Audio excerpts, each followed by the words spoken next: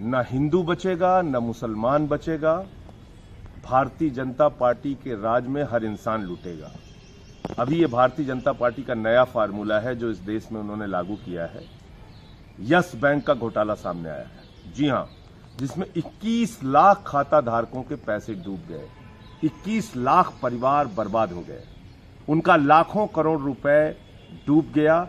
आज उनकी आवाज सुनने वाला कोई नहीं। किसी के घर में बेटी की शादी है, किसी को अपना व्यापार करना है, किसी ने अपने सरकारी कर्मचारी होने के नाते या किसी प्राइवेट कंपनी में काम करने के नाते अपना बैंक का खाता यस बैंक में खुलवा रखा था। उन सब के जीवन के सामने एक बड़ा अंधकार आ गया, एक अंधेरा छा गया। कल आपने टीवी चैनल्स पे देखा होगा रोते बिलखते हुए उन लोगों को जिनका पैसा डूब गया यस बैंक में। लेकिन कब तक ये सिलसिला जारी रहेगा?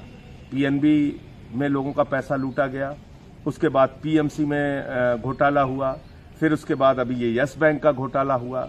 और इन सारी चीजों पर हमेशा सरकार पर्दा डालने का प्रयास करती है और आपको एक नए नकली मुद्दे में उलझा देती है। ये पैसा किसने लूटा? ये पैसा कैसे आज बैंकों से खाली हो गया?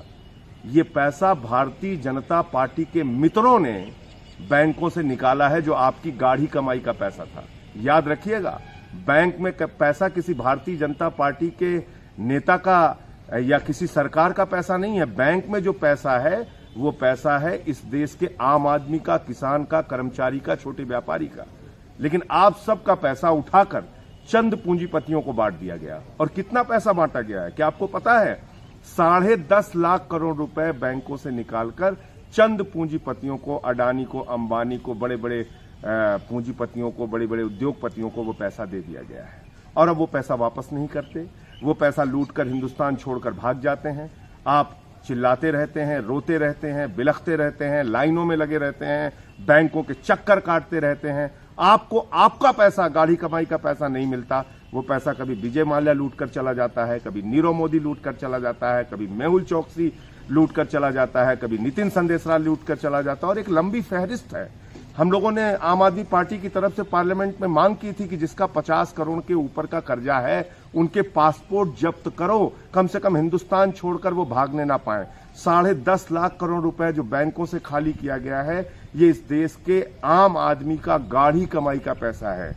और अब मैं सवाल करना चाहता हूं भारतीय जनता पार्टी के उन लोगों से जो आपको दिन रात हिंदू हिंदू हिंदू हिंदू हिंदू हिंदू का राग अलापते रहते हैं। कितना पैसा डूबा है हिंदुओं का, बताओ इसमें। कितना पैसा डूबा पीएनबी में, कितना पैसा डूबा पीएमसी में, कितना पैसा डूबा है हिंदुओं का यस बैंक में। एक तरफ हिंदू मुसलमान के नाम पे भाजपाई देश में दंगे कराते हैं, लोगों को आपस में लड़ाते हैं, नफरत फैलाते हैं। कभी कहते हैं ताजमहल तोड़ डालो, कभी कहते हैं इस देश के अंदर नफरत फैलाकर आपके घरों में बहन बेटियों के रेप होंगे, इस तरह के भाषण देते हैं। कभी गोली मारो की बातें करते हैं। पूरे माहौल को बिगाड़ने का काम, देश में सांप्रदायिकता फैलाने का काम भारतीय जनता पार्टी के लोग करते हैं। और आप उन्हीं सांप्रदायिकता की आग में, उन्हीं सांप्रदायिकता के मुद्दों में उलझे रहते हैं, उन्हीं दंगा फसाद नफरत की राजनीति में उलझे रहते हैं। और ये आपका जेब काटते रहते हैं, ये आपको लूटते रहते हैं, ये आपको बर्बाद करते रहते हैं। यही कहानी यस बैंक की है। जागिए, समझिए कि 10.5 लाख करोड़ रुपए चंद पूंजीपतियों ने बैंकों से खाली कर दिया गया, जिसको सरकार अंग्रेजी में कहती है एनपीए हो गया। ये एनपीए कुछ और नहीं है, भाजपा के मित्रों की डकैती है जो बैंकों में की गई है आपके पैसे के ऊपर, जो लूट की गई है आपके पैसों के ऊपर। और उसकी भरपाई कैसे होगी? क्योंकि अडानी को 25 तारीख को ही बता दिया गया कि भाई ये यस बैंक डूबने वाला है, तो अडानी ने अपने कर्मचारियों का पैसा निकाल लिया। ये लोग जो आपका पैसा लूट रहे हैं, भ्रष्टाचार कर रहे हैं, इसमें अनिल अंबानी का भी नाम है। यस बैंक की लूट में अनिल अंबानी भी शामिल है, जिसने 5,000 करोड़ रुपए का डिफेमेशन कर दिया था मेरे ऊपर, जिसको सरकार बहुत भरोसेमंद मानती है। राफेल की डील उस अनिल अंबानी को देती है। वो अनिल अंबानी भी यस बैंक में लूटने वाला है, उसमें लूट करने वालों में शामिल है। वोडाफोन भी शामिल है, बहुत सारी कंपनियां उसमें शामिल हैं। ये कौन से लोग हैं? ये भाजपा के मित्रों हैं।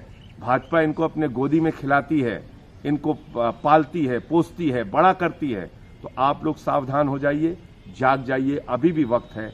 ये बैंक अभी 4 डूबे हैं। ये बैंकों के डूबने का सिलसिला तब तक जारी रहेगा जब तक इन पूंजीपतियों से आपका पैसा वसूल नहीं किया जाता, जब तक इन पूंजीपतियों का, जब तक इनका पासपोर्ट जब्त करके इनको विदेश भागने से रोका नहीं जाता, तब तक ये सिलसिला रुकेगा नहीं। एकजुट होइए, हिंदू मुसलमान की राजनीति में मत पड़िए। हिंदू मुसलमान की राजनीति से आपका नुकसान है।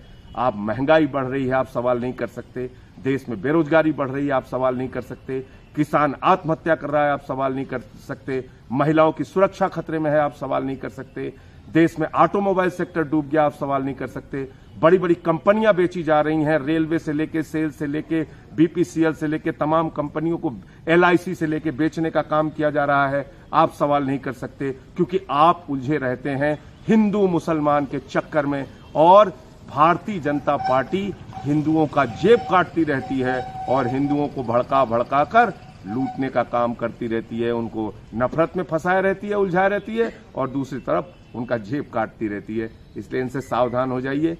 ये भारतीय जनता पार्टी का जो वायरस है, HM वायरस, हिंदू मुसलमान वायरस, ये कोरोना वायरस से भी ज्यादा खतरनाक है। इस वायरस से बचिए, इस वायरस से निकलिए, वरना हिंदू भी लुटेगा, मुसलमान भी लुटेगा, हर इंसान लुटेगा, जब तक ये नफरत की राजनीति बंद नहीं होगी। इंकलाब जिंदाबाद।